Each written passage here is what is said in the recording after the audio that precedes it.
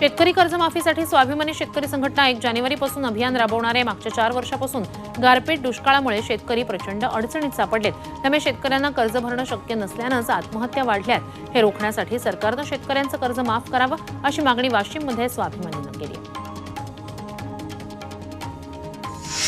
नाशिकच्या सटाण्यात मध्यवस्तीत असलेल्या दुकानांना आग लागली होती। यात 3 दुकानं जळून खाक झालेत। शॉर्ट सर्किटमुळे ही आग लागल्याची माहिती आहे। दरम्यान अग्निशमन दलाला घटनेची माहिती दिली असता घटनास्थळी पथक उशिरा पोहोचल्याचा आरोप नागरिकांनी केलाय। त्यामुळे आगीत दुकानांचं मोठं नुकसान झालंय।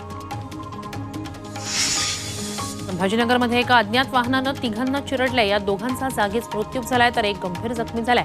करमाड पिंपरी राजा मार्गावरील मंगरुळ फाट्यावर ही दुर्घटना घडली आहे। 2 दुचाकीस्वारांचा या मार्गावर अपघात झालाय। त्यावेळी मागून येणाऱ्या भरधाव वाहनानं रस्त्यावर पडलेल्या दुचाकीस्वारांना चिरडलं आणि घटनास्थळावरून पळ काढला।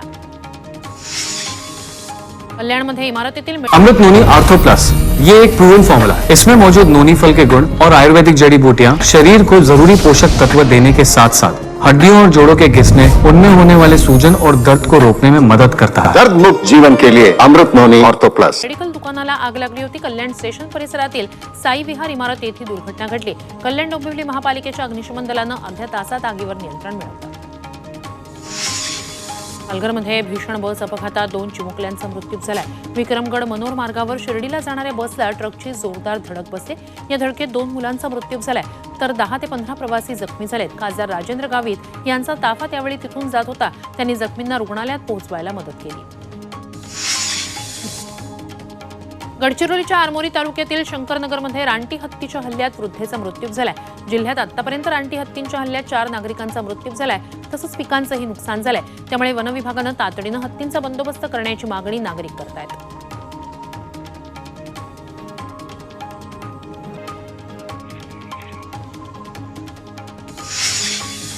मुंबईच्या कांदिवली पश्चिम भागात पोलिसांनी नायलॉन मांजा जप्त केला। लालजीपाडा इथे एक व्यक्ती मांजा विक्री करत असल्याची माहिती पोलिसांना मिळाली। पोलिसांनी कारवाई करत हजारो रुपयांचा मांजा हस्तगत केला। उल्हासनगरमध्ये 2,30,000चा गुटखा जप्त करण्यात आला। एका घरात गुटखा साठवून ठेवला होता। आरोपीला अटक करून न्यायालयात हजर करण्यात आलं। त्याला न्यायालयानं 2 जानेवारीपर्यंत पोलीस कोठडी दिली। यवतमाळ पोलिसांनी 6 लाखांचा प्रतिबंधित नायलॉन मांजा जप्त केला। मकर संक्रांती निमित्तानं मोठ्या प्रमाणात नायलॉन मांजाची विक्री सुरू आहे। पोलिसांनी कारवाईसाठी विशेष मोहीम हाती घेतली। त्याअंतर्गत यवतमाळच्या गुन्हे शाखेनं बंटी सीओटीआच्या दुकानात धाड टाकत नायलॉन मांजा जप्त केला। अहमदनगरमधील तोफखाना पोलिसांनी शहरात नायलॉन मांजा विक्री करणाऱ्या दुकानावर छापा टाकत 73,700 रुपये किमतीचा प्रतिबंधित नायलॉन मांजा जप्त केलाय। शहरातील यशोदानगरमधील नाथ किराणा दुकानात चोरून नायलॉन मांजा विकला जातो अशी माहिती तोफखाना पोलिसांना मिळाली होती।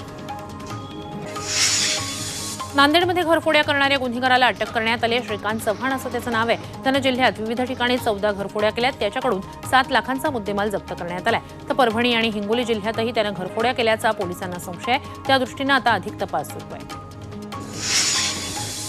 उल्हासनगरच्या कॅम्प नंबर 5 मध्ये एका सराईत गुन्हेगाराकडून गावठी पिस्तूल आणि काडतुसं जप्त करण्यात आली। संतोष मोहिते असं त्याचं नाव आहे। त्याच्या विरोधात 7 गंभीर स्वरूपाचे गुन्हे दाखल आहेत। त्यानं गावठी पिस्तूल कुठून आणलंय तसंच तो घातपात करणार होता का याचा तपास आता सुरू आहे।